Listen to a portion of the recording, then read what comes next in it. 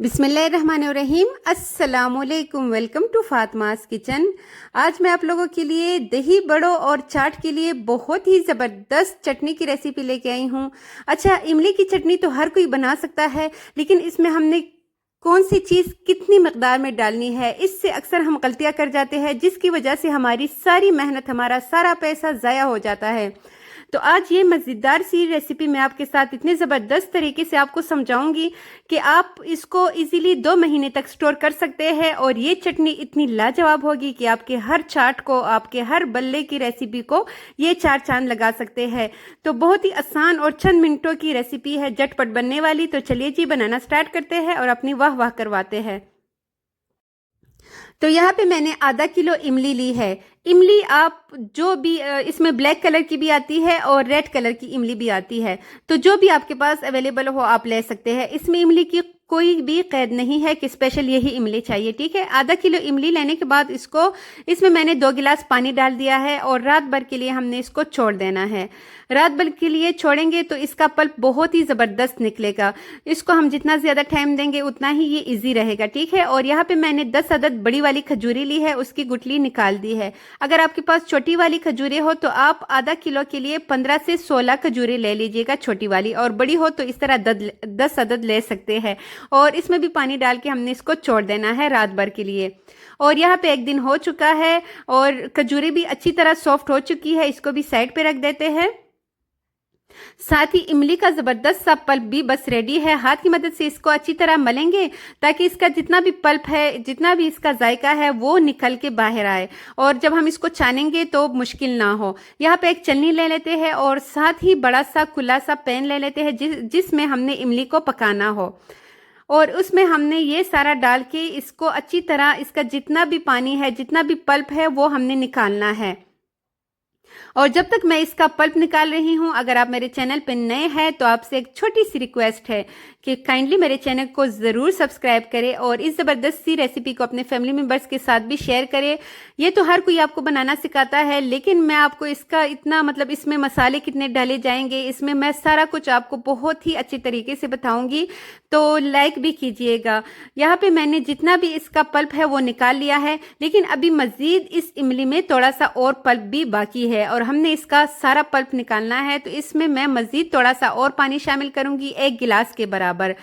यहाँ पे पानी की मकदार भी मैं आपको बताती चलूँ। 2 गिलास मैंने पल्प बनाते हुए इसमें डाला था, और 1 गिलास मैंने अब मज़ीद इसमें डालना है, तो 3 गिलास अभी हो जाएंगे। थोड़ा सा बाद में मैंने इसमें इस्तेमाल करना है, तो ताकि आपको पानी की मकदार का भी अंदाज़ा हो। और यहाँ पे इसको भी अच्छी तरह मिक्स कर लेते हैं ताकि इसका भी सारा पल्प जो है वो हम निकाल लें। ये चटनी इतनी मज़े की होती है कि इसको आप पकोड़ों के साथ भी सर्व कर सकते हैं, समोसों के साथ भी, किसी भी स्नैक के साथ आप इसको सर्व कर सकते हैं।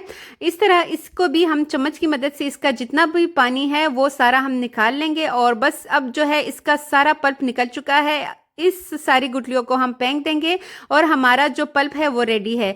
अब आते हैं चूल्हे की तरफ। इसको चूल्हे पे रख देते हैं। इसमें मैं कुछ मसाले भी शामिल करूंगी। अभी मैंने यहाँ पे आधा गिलास मजीद पानी का डाला है। 1 खाने का चम्मच भर के मैंने इसमें भुना कुटा जीरा शामिल किया है, और 1 चाय का चम्मच मैंने इसमें नमक शामिल किया है, जो कि रेगुलर नमक होता है, सफ़ेद, और आधा चाय का चम्मच मैंने इसमें काला नमक शामिल किया है। 1 चाय का चम्मच भर के हम इसमें शामिल करेंगे सौंठ। ये बहुत ही ज़बरदस्त है, अदरक के पाउडर को सौंठ कहते हैं। 1 चाय का चम्मच भर के ही मैंने इसमें लाल मिर्च का पाउडर शामिल किया है, और 1 चाय का चम्मच भर के ही इसमें कुटी हुई लाल मिर्च शामिल की है। तो यहाँ पे मैंने आपको चम्मच की मदद से बताया है कि कितने हमने इसमें मसाले डालने हैं। ये आम सा चम्मच है जो हर घर में अवेलेबल होता है, ये नहीं है कि कोई भी स्पेशल चम्मच हमें इसके लिए चाहिए। तो मैंने इसीलिए ये सादा सा चम्मच लिया है ताकि आपको मैयर करने में आसानी हो। अच्छा, जो खजूरें मैंने ली थी उसका भी मैंने पेस्ट रेडी कर लिया है, जूसर में डाल के उसको ग्राइंड कर लिया है, और इसको भी हमने इसमें डाल देना है, ठीक है। खजूरों का टेस्ट इसमें इतना ज़बरदस्त आएगा, तो आपके पास हो आपने लाजमी डालना है, ठीक है। वैसे भी रमज़ान का महीना आने वाला है, खजूरें हर घर में होती है, तो इसमें अगर आप थोड़ी सी खजूरें डालेंगे तो इसका टेस्ट जो है वो डबल हो जाएगा। अब यहाँ पे मैंने चूल्हा ऑन कर दिया है और इसको हमने कुक करना स्टार्ट कर दिया है। यहाँ पे मैंने आपको बताना है कि यहाँ पे 500 ग्राम मैंने इमली ली है, मतलब कि आधा किलो। तो इसमें मैंने 1 पाव मतलब 250 ग्राम मैंने इसमें गुड़ शामिल किया है। गुड़ से बहुत ही ज़बरदस्त टेस्ट आता है इमली की चटनी का।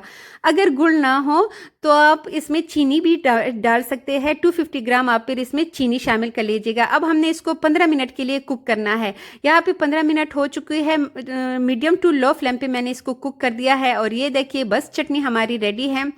ये जब ठंडी हो जाएगी तो ये थोड़ी सी मज़ीद जो है गाढ़ी हो जाएगी। अगर हम इसको बहुत ज़्यादा गाढ़ा रखेंगे तो उसका इतना ज़बरदस्त सा टेस्ट नहीं आएगा। तो आपने इसको बिल्कुल इतना ही थिक रखना है जैसे मैं आपको दिखा रही हूँ। ठंडा होने के बाद ये कुछ इस तरह का हो गया है, और जब हम इसको फ्रिज में रखेंगे तो ये मज़ीद थोड़ा सा और भी गाढ़ा हो जाएगा। यहाँ पे चटनी को किसी भी एयर टाइट जार में रख लीजिए, लेकिन जो भी जार हो वो बिल्कुल ड्राई होना चाहिए। और बाकी जो है वो हम क्यूब्स में डाल के ना, जो क्यूब्स का ट्रे होता है उसमें डाल के फ्रीज करेंगे। उसके बाद निकाल के किसी भी शापर में, किसी भी डब्बे में आप रख लीजिए। जितनी ज़रूरत हो आप क्यूब्स निकाल सकते हैं। तो हमारी ज़बरदस्त सी मज़ेदार सी चटनी रेडी हो चुकी है। इसका टेस्ट बहुत ही लाजवाब है।